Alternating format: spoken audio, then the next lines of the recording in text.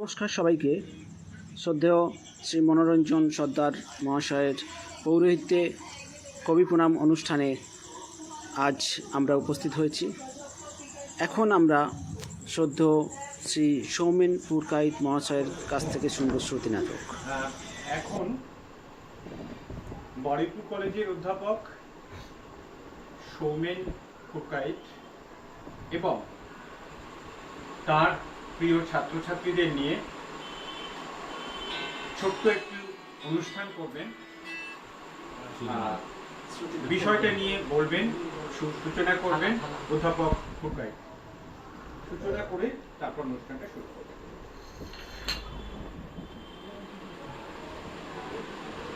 আমাদের আজ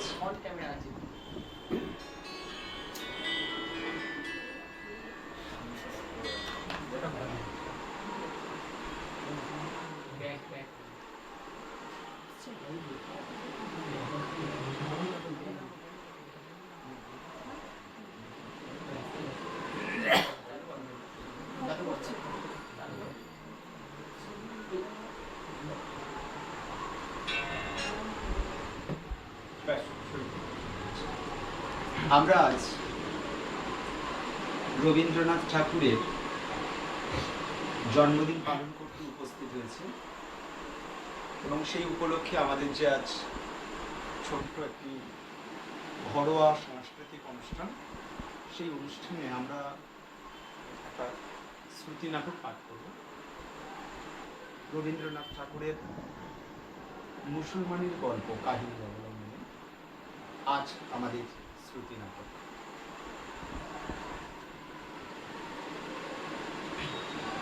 সূত্রধর আমি, অর্থাৎ সৌমেন পুরকাইত।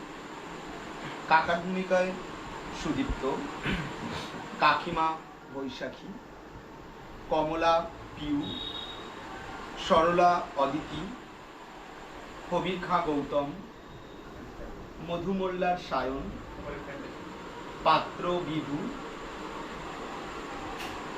মিউজিক শানু, সঙ্গে সায়ন এবং বিভু, এছাড়াও আরো অনেকে, এবং পরিচালনা আমরা সবাই। আজকে আমাদের শ্রুতি নাটক মুসলমানের গল্প।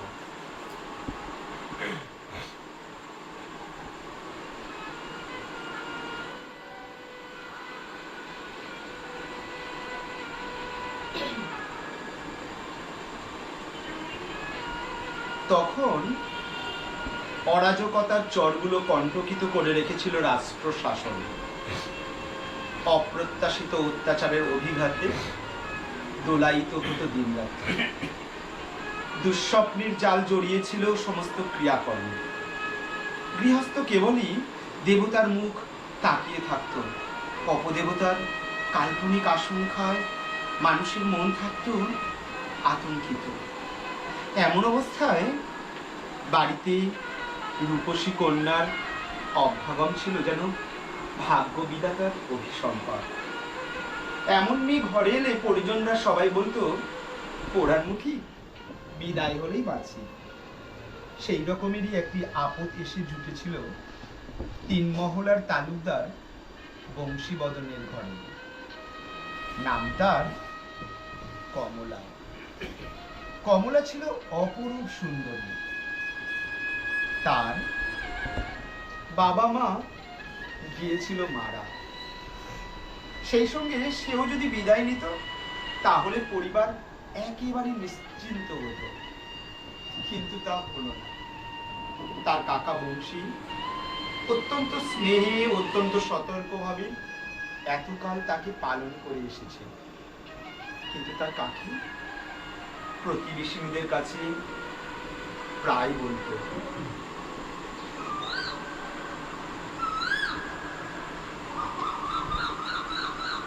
দেখো তো ভাই, মা বাপ ওকে রেখে গেল কেবল আমাদের মাথায় সর্বনাশ চাপিয়ে। কোন সময় কি হয় বলা যায় না। আমার এই ছেলেপুলের ঘর, তারই মাঝখানে ও যেন সর্বনাশের মশাল জ্বালিয়ে রেখেছে। চারিদিক থেকে কেবল দুষ্টু লোকের দৃষ্টি এসে পড়ে। ওই একলা ওকে নিয়ে আমার ধরারুতি হবে কোনদিন। সেই ভয়ে আমার ঘুম হয় না রাতে। এই বেশ কয়েকদিন পর কাকি এবং কাকার একান্ত সাক্ষাৎকারে জানা গেল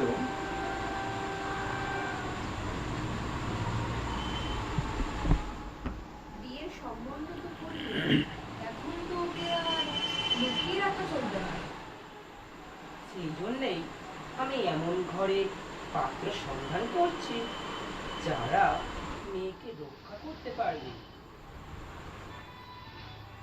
ছেলেটি মোচাখালীর পরমানন্দ শেঠের মেজ ছেলে। অনেক টাকার তবিল চেপে বসে আছে। বাপ মরলেই তার চিহ্ন পাওয়া যাবে না। ছেলেটি ছিল বেজায় শৌখিন। বাজ পাখি উড়িয়ে, জুয়ো খেলে, বুলবুলের লড়াই দিয়ে খুব মুখ ঠুকেই টাকা ওড়াবার পথ খোলসা করেছিল। নিজের সম্পদের গর্ব ছিল তার খুব। সে বলে বেড়াতো, সমস্ত তল্লাটে কোন ভগ্নিপতি পুত্র আছে যে গায়ে হাত দিতে পারে? তার এক স্ত্রী আছে, আরেকটি নতুন অল্প বয়সী মেয়ের সন্ধান করছিল। অবশেষে কমলার রূপের কথা জানতে পেরে পণ করেছে কমলাকে বিয়ে করার।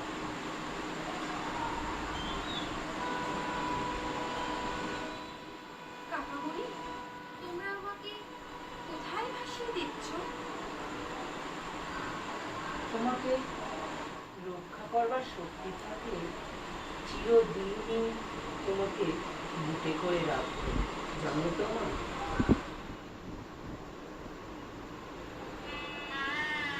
বিয়ের সম্বন্ধ স্থির হলো। ছেলেটি বুক ফুলিয়ে এলো আসরে। বাজনা বাদ্যি সমারোহের অন্ত ছিল না।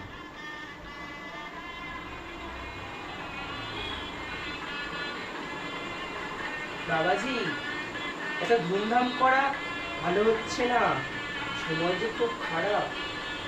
দেখা যাবে যেমন সে কাছে গেছে। বিবাহ অনুষ্ঠান পর্যন্ত মেয়ের দায় আমাদের বাবা, তারপর মেয়ে এখন তোমার। তুমি ওকে নিরাপদে বাড়ি পৌঁছাবার দায় নাও বাবা। আমরা এই দায় নেবার যোগ্য নই, আমরা যে বড় দুর্বল। কোনো ভয় নেই, দায়িত্ব সম্পূর্ণ হবে। কাউকে কাছে পর্যন্ত ভেস্তে দেব না। ভোজপুরি দারোয়ানরা সবাই লাঠি হাতে প্রস্তুত হও। কন্যা নিয়ে চললেন বর সেই বিখ্যাত মাঠের মধ্যে, তালতরির মাঠ। অন্যদিকে ডাকাত সর্দার মধু মোল্লারও তৈরি। সে তার দলবল নিয়ে রাত্রি যখন প্রায় 2টো, তখন মশাল জ্বালিয়ে ঝাঁপিয়ে পড়ল। ভয়ে ভোজপুরি পালোয়ানরা সবাই পালালো। মধু মোল্লার ছিল বিখ্যাত ডাকাত, তার হাতে পড়লেন পরিত্রাণ নেই। কমলা সেই ভয়ে চতুর্দোলা ছেড়ে ঝোপের মধ্যে লুকোতে যাচ্ছিল। ঠিক এমন সময় বাবা সকল তফাৎ যাও, আমি হবির খা। খাঁ সাহেব, আপনাকে তো কিছু বলতে পারবো না, কিন্তু আমাদের ব্যবসা মাটি করলেন কেন? দ্বন্দ্ব বিবাদের পর ডাকাতদের বিদায় নিতেই হলো। কমলা, তুমি আমার কন্যা, তোমার কোনো ভয় নেই মা। এখন এই বিপদের জায়গা থেকে চলো আমার ঘরে। কমলা অত্যন্ত সংকুচিত হয়ে উঠলে, বুঝেছি মা, তুমি হিন্দু ব্রাহ্মণের মেয়ে, তাই মুসলমানের ঘরে যেতে সংকোচ বোধ হচ্ছে। কিন্তু একটা কথা মনে রেখো মা, যারা যথার্থ মুসলমান তারা ধর্মনিষ্ঠ ব্রাহ্মণকেও সম্মান করে। আমার ঘরে তুমি হিন্দু বাড়ি মেয়ের মতোই থাকবে। আমার নাম কবির খাঁ, আমার বাড়ি খুব কাছে। তুমি চলো মা, তোমাকে আমি খুব নিরাপদেই রেখে দেব। কমলা ব্রাহ্মণের মেয়ে, সংকোচ তার তীব্র, তাই সে যেতে না চাইলে। দেখো কমলা, আমি বেঁচে থাকতে এই তল্লাটে এমন কেউ নেই যে তোমার ধর্মে হাত দিতে পারি। তুমি এসো মা আমার সঙ্গে, ভয় করো না মা। কবির খাঁ কমলাকে নিয়ে গেল তার বাড়িতে। আশ্চর্য, এই মুসলমান বাড়ির 8 মহলা বাড়ির এক মহলে আছে শিবের মন্দির আর হিন্দুয়ানির সমস্ত ব্যবস্থা। এমনকি এ বাড়িতে আছে হিন্দু ব্রাহ্মণ, হিন্দু দাস দাসী। কিন্তু কমলা এতে মন নেই। তার ইচ্ছা কাকার কাছে ফিরে যাওয়া।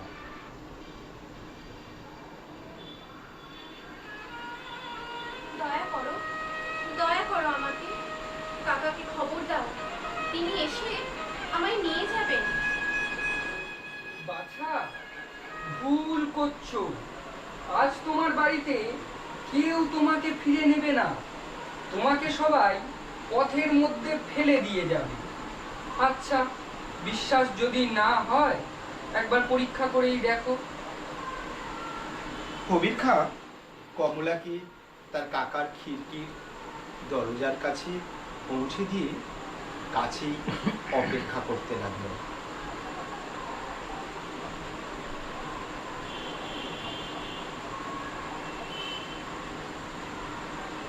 কে কে এসেছে? আমি কমলা কাকামণি, আমি ফিরে এসেছি। কমলা? কমলা? কাকামণি, আমাকে তুমি ত্যাগ করো না। দূর করে দাও অলক্ষীকে, সর্বনাশিনী। বেজাতের ঘর থেকে ফিরে এসেছিস, আবার তোর লজ্জা নেই? তুই মরলি না কেন? উপায় নেই মা, আমাদের যে হিন্দুর ঘর, এখানে তোমাকে কেউ ফিরে নেবে না। মাঝের থেকে আমাদেরও জাত যাবে। মাথা হেঁট করে রইল কমলা কিছুক্ষণ। তারপর ধীর পদক্ষেপে খিড়কির দরজা পার হয়ে কবিরের সঙ্গে চলে গেল। চিরদিনের মতো বন্ধ হলো তার কাকার ঘরে ফেরার কপাট।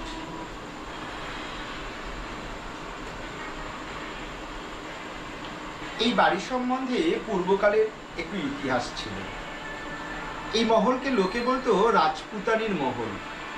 পূর্বকালের নবাব এনেছিলেন রাজপুতের মেয়েকে, কিন্তু তার জাত বাঁচিয়ে আলাদা করে রেখেছিলেন। সে শিব পূজা করত, মাঝে মাঝে তীর্থ ভ্রমণেও যেত। তখনকার অভিজাত বংশীয় মুসলমানেরা ধর্মনিষ্ঠ হিন্দুকে শ্রদ্ধা করত। সেই রাজপুতানি এই মহলে থেকে যত হিন্দু বেগমদের আশ্রয় দিত। তাদের আচার বিচার থাকতো অক্ষরে। শোনা যায় এই কবির খাঁ সেই রাজপুতানির পুত্র। যদিও সে মায়ের ধর্ম নেয়নি, কিন্তু সে মাকে পূজা করতে অন্তরে। সে মা তো এখন আর নেই, কিন্তু তার স্মৃতি রক্ষাকল্পে এই রকম সমাজ বিতাড়িত অত্যাচারিত হিন্দু মেয়েদের বিশেষভাবে আশ্রয় দান করার ব্রত তিনি নিয়েছিলেন। আজ আমি এখানে যা পেয়েছি তা অনেক, তা কখনো আমি আমার কাকামণির বাড়িতে পাই। সেখানে কাকি সর্বদা দুধছাই করতো, অলক্ষী বলতো, সর্বনাশী বলে গালি গালাজ করতো। বলতো আমি মরলেই নাকি বংশ উদ্ধার পাই। কাকা লুকিয়ে লুকিয়ে মাঝে মাঝে কিছু কাপড় চোপড় দিতেন বটে, কিন্তু কাকির ভয়ে সেটাও গোপন করতেন। আর আজ এই রাজপুতানির মহলে আমি মহিষীর পদ অলঙ্কৃত করছি। আজ আমার চারিদিকে শুধু আদর আর আদর, চারিদিকে শুধু হিন্দু দাস দাসী। অবশেষে যৌবনের আবেগ এসে পৌঁছলো তার দেহে। বাড়ির একটি ছেলে লুকিয়ে লুকিয়ে আনাগোনা শুরু করলো কমলার মহলে। তার সঙ্গে সে মনে মনে বাধা পড়ে গেল। সে কবির খাঁকে বলল, বাবা, আমার ধর্ম নেই। আমি যাকে ভালোবাসি সেই ভাগ্যবানই আমার ধর্ম, যে ধর্ম চিরদিন আমাকে জীবনের সব ভালোবাসা থেকে বঞ্চিত করেছে, অবজ্ঞার রাস্তাগুলির পাশে আমাকে ফেলে রেখে দিয়েছে। সে ধর্মের মধ্যে আমি তো দেবতার প্রসন্নতা কোনো দিনও দেখতে পেলাম না। সেখানকার দেবতা আমাকে প্রতিদিন অপমানিত করেছে, সে কথা আজও আমি ভুলতে পারি না। আমি প্রথম ভালোবাসা পেলুম ভাবছি তোমার ঘরে। জানতে পারলুম হতভাগিনী মেয়েরও জীবনে মূল্য আছে। যে দেবতা আমাকে আশ্রয় দিয়েছেন সেই ভালোবাসার সম্মানের মধ্যে তাকেই আমি পূজা করি। তিনি আমার দেবতা। তিনি হিন্দুও নন, মুসলমানও নন। তোমার মেজ ছেলে করি, তাকে আমি মনের মধ্যে গ্রহণ করেছি। আমার ধর্ম কর্ম ওরই সঙ্গে বান করেছে। তুমি আমাকে মুসলমান করে না, তাতে আমার আপত্তি হবে না। আমার না হয় দুই ধর্মই থাকলো।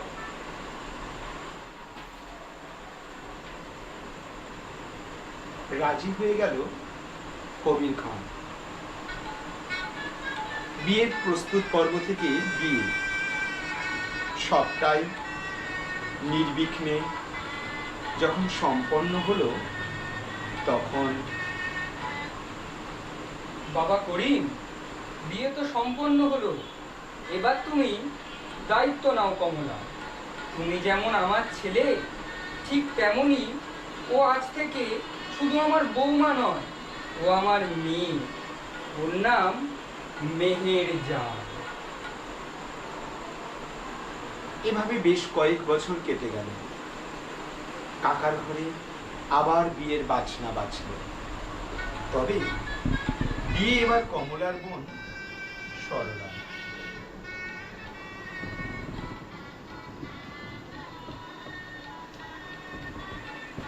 আজ আমার দিন, খুব আনন্দ হচ্ছে, কিন্তু কোথাও যেন দিদির অভাব বোধ করছি বাবা। ওর কথা আজ মুখে আনিস না মা। আর সহ্য হয় না, ও আমাদের পরিবারের কলঙ্ক। ওর ধর্ম মুসলমান, নাম এখন আবার মেহের জান। শয়তান। বাবা মা মারা যাওয়ার পর ও যদি মারা যেত তাহলে আজ আর এই দিনটা দেখতে হতো না। কলঙ্কিনী, অলক্ষী। ওই অলক্ষীর কথা আজ একদম মুখে আনবি না বলে দিলাম। বরং তুই শুধু বিয়ের কথা ভাব না, শুধু বিয়ের কথা। বিয়ে করে যখন পাত্র নিয়ে যাচ্ছে সরলাকে, হঠাৎ হুঙ্কার দিয়ে এসে পড়ল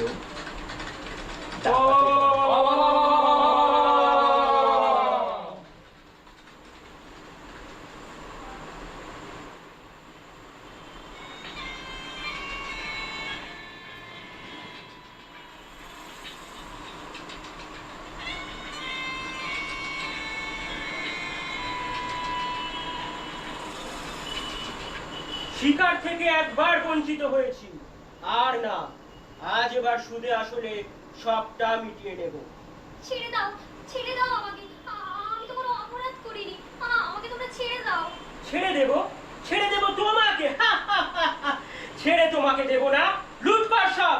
আজ সব কাপুরুষের দল পালিয়েছে, তুলে নিয়ে চল। দাঁড়াও বলছি, খবরদার।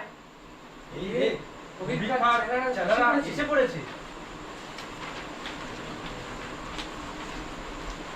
কন্যাকে ফেলে রেখে সবাই যে যার মতো দৌড় দিলে কবির খায়ের অর্ধচন্দ্র আঁকা পতাকা বাঁধা বর্ষার ফলে সেই বর্ষা নিয়ে দাঁড়িয়েছে কবির খাঁর পুত্রবধূ তথা সরলার দিদি কমলা। দিদি তুমি আমাকে বাঁচাও। বোন, তোর ভয় নেই রে। তোর জন্য আমি তার আশ্রয় নিয়ে এসেছি, যিনি সকলকে আশ্রয় দেন, যিনি কারও যার বিচার করেন না। দিদি আমি বাড়িতে যাব। জানি না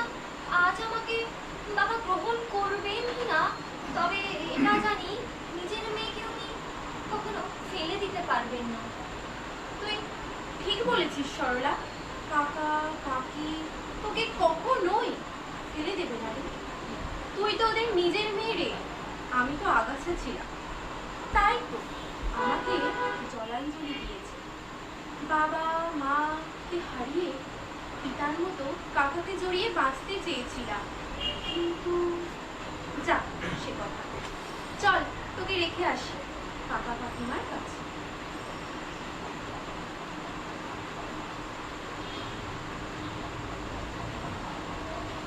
বাবা, ও বাবা, বাবা, দরজা খোলো। সরলা, সরলা, তুই ফিরে এসেছিস মা?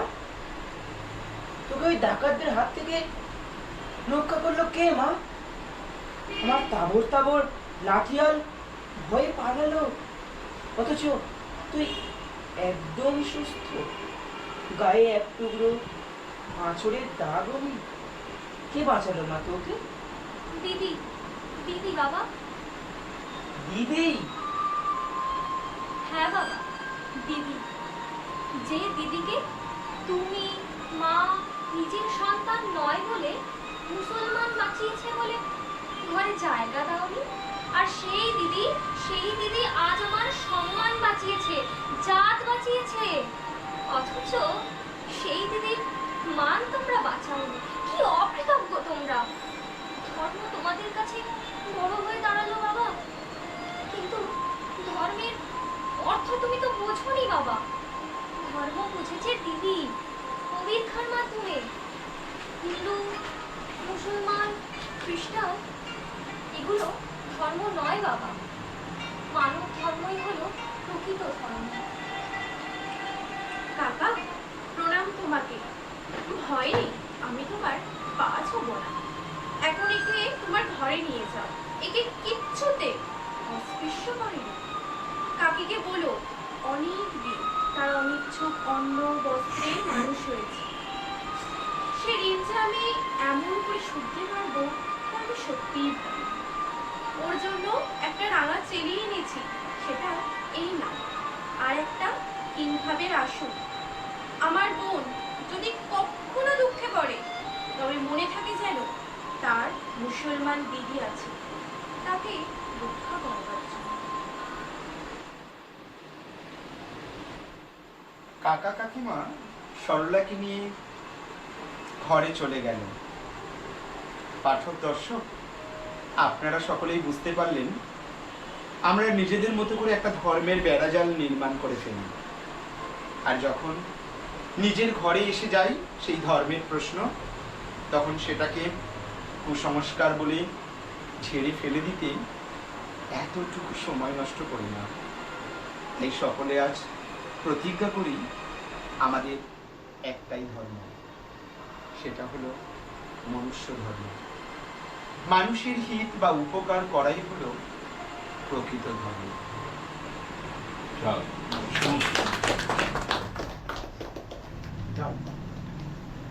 বলার আছে, আমরা